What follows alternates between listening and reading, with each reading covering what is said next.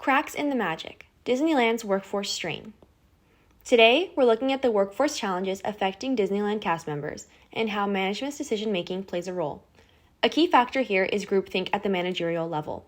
Many leaders continue relying on outdated scheduling and communication practices simply because it's the way we've always done it. When groupthink happens in management, it prevents new ideas from being explored, reinforces ineffective systems, and makes it harder for leadership to recognize how much these issues are impacting cast members. Understanding that dynamic is crucial to understanding why the problem persists. The problem. Cast member dissatisfaction is fueled by unstable schedules and poor manager communication. As a current cast member, I've seen and heard these concerns every day around the resort. Across different locations, cast members talk about unpredictable schedules that can change week to week, reduced hours with no explanation, creating financial anxiety. There's weak manager and employee communication, leaving us cast members uninformed.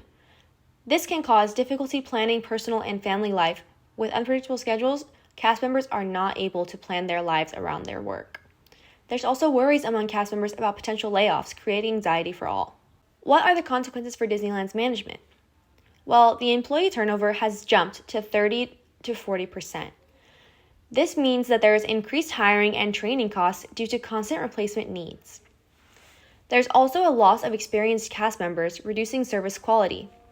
In turn, there is a declining guest experience.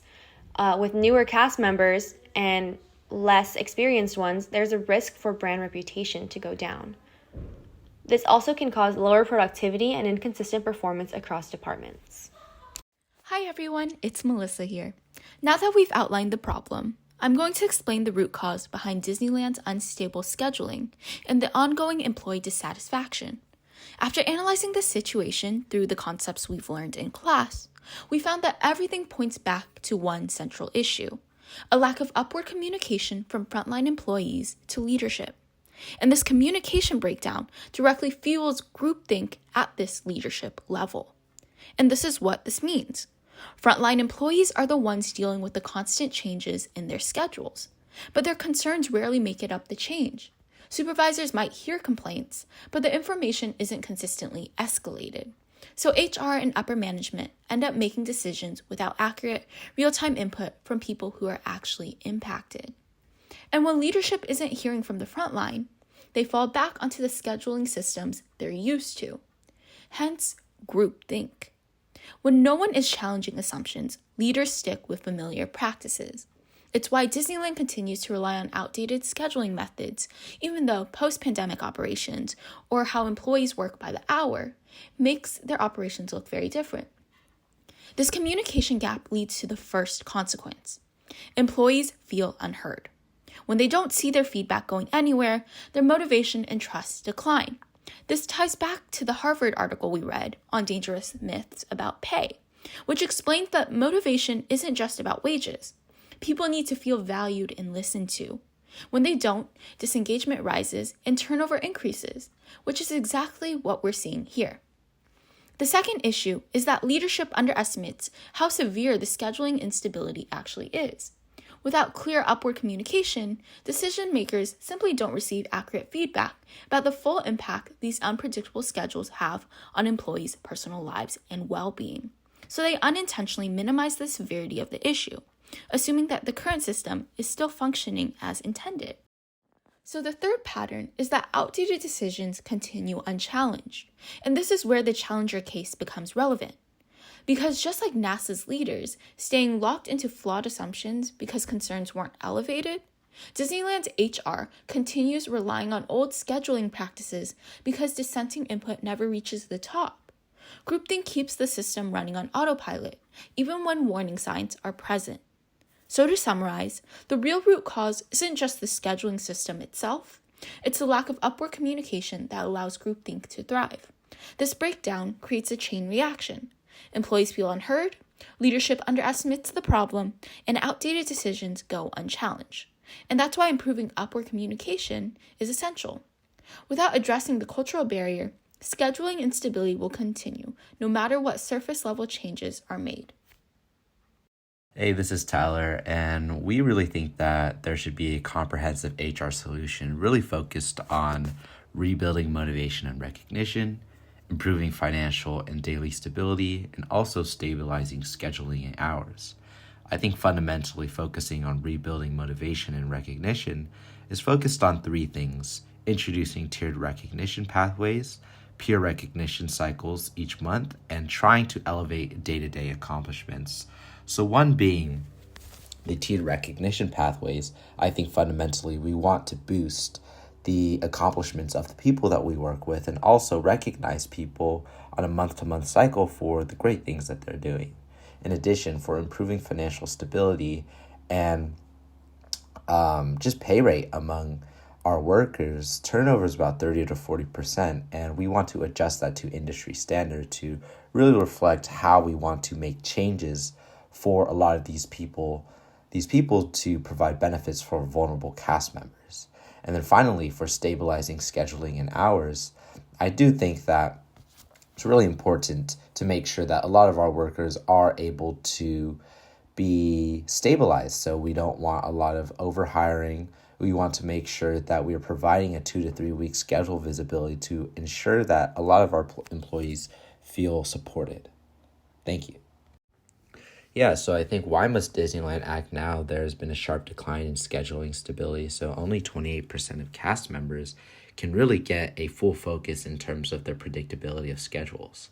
Secondly, I think our variability has increased due to a lot of boycott-driven attendance. So what is that really kind of stirring from is the lack of motivation from a lot of these employees for foot traffic. And then finally, 50% of employees with children report inability to secure childcare due to shifting schedules. So what does that say about this kind of industry is that it's really hard for a lot of people to kind of work. And then secondly, there's a severe turnover crisis in terms of Disneyland.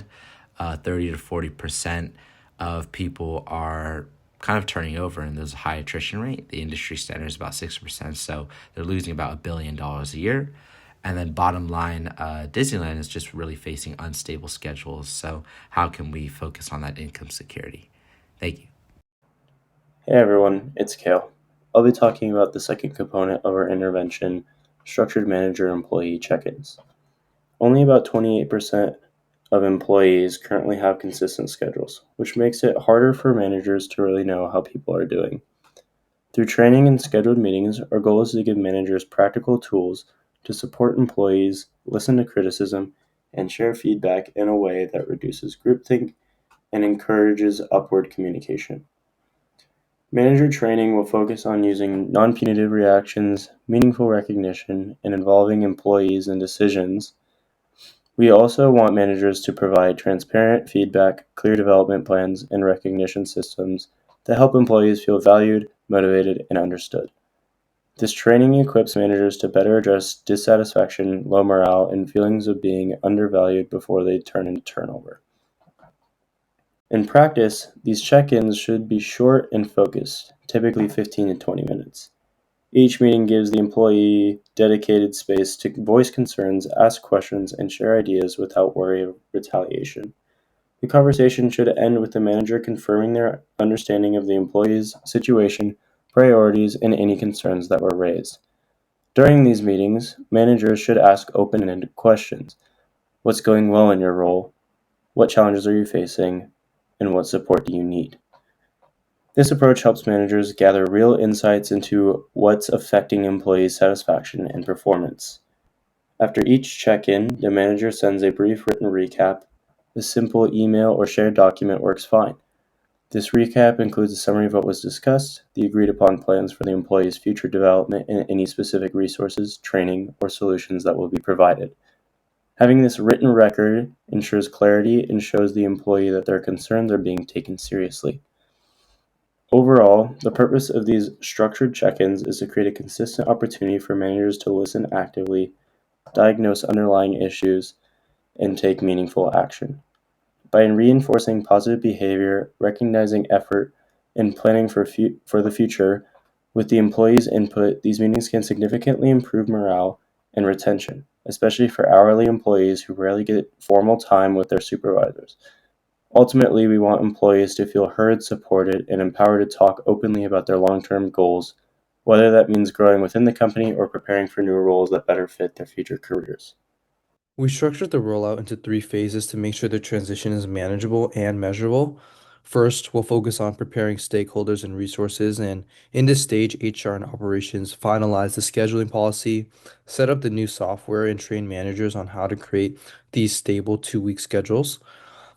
The preparation phase also includes communication with the new expectations clearly to all members so everyone understands how the system will work. Next, we'll have our second period where we'll begin to implement this scheduling in select locations, starting with the attractions department. In this phase, we'll be able to gather real operational data and track metrics such as schedule accuracy, amount of last minute changes, absenteeism, and more. And with this, the controlled environment really will allow us to test and identify any issues early on. In the third stage, we'll roll it out across all departments. And with the data from the pilots, we'll refine the system, and managers can have their weekly 10 to 15-minute check-ins with the teams. With that as well, we'll have surveys to monitor morale and communication. And at this point, the new structure will become a part of the regular operation. To determine whether the implementation is successful, we obviously want to set clear success metrics. Operationally, we want to have an 80% employee receiving schedules of at least 2 weeks in advance. In addition, we expect to see 20 to 35% reduction in last minute schedule changes. And on the people side, we want to see 90% manager check-in and 30% increase in schedule satisfaction. And lastly, our retention for our target is to reduce turnover from 35% to 20%. And these metrics and all give us the picture of operational stability and overall employee morale. Finally, here are the behavior changes we want to see once that plan is implemented. Before the change, employees have dealt with frequent last minute adjustments, limited communication, and high turnover as a result.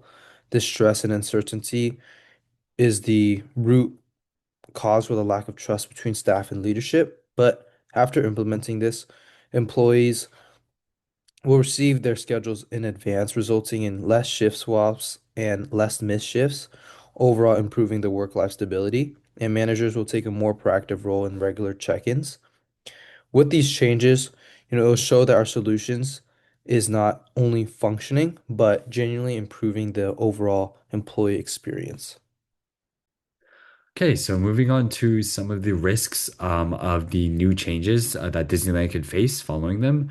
So obviously, we're going to start with some increased labor costs and reduced flexibility. So if they do make a more predictable and kind of structured schedule, Disneyland, they may face an inability to kind of adjust staffing to fluctuation. Obviously, owning a park, there's a lot of different days where more or less people might show up, and it makes it a little bit easier to kind of have that adaptability to be able to bring on more people when needed. And then fixed schedules can also create a higher cost if they are using new applications or kind of new technology, then that could increase costs. And also, it could require more overtime for certain employees who have to work longer hours than others. Also, we have manager disagreements or compliance issues. So obviously, the regular check-ins that would be required for managers could add more onto their plates, and they could see that as like a bit of a useless task. So it could create some pushback from them, and then it could also create a negative sentiment towards higher ups. Kind of leading on to our last idea here, which is lack of employee say in decision making. So employees at Disneyland have historically felt excluded from organizational decisions, and again, this would kind of create that negative sentiment towards higher ups, like executive members. So there's a lack of trust between employees and the decisions being made for them, and this could obviously kind of add to that mistrust. So moving on to some ideas that we have about how we could mitigate these risks. So for the labor costs that are kind of coming, we can start with a gradual rollout. So maybe start with a couple of departments first, maybe a specific park to begin with, or maybe all the food stalls first, and then we can roll it out into the rest of the park. We can also cross-train cast members to improve shift coverage and flexibility. So having multiple staff be able to do multiple jobs instead of the exact same one would make it a little bit easier to kind of reduce the amount of workers that they need on schedule. And then also they can use their previous attendance data so that they can kind of get as much like overlap out of the way as possible, and they can make their employees work at like the best rate possible, and then increase participation, so they can create some incentives for managers and their teams, maybe some recognition programs if their teams are doing specifically like very well in their department, and kind of looking at different performance metrics so that they can kind of measure that. And then also having upper management consistently also participate in check-ins. That would kind of help bridge that gap between the employees and the upper level executives. And then finally, employee representation. So include union representation in kind of ideas and also feedback for the newly implemented systems. Establish an employee schedule advisory group. So these people could be regular employees that would help kind of share their ideas about the monthly need for employees. And then also kind of creating like an anonymous survey or feedback would help kind of executives know exactly what they should and should not be doing.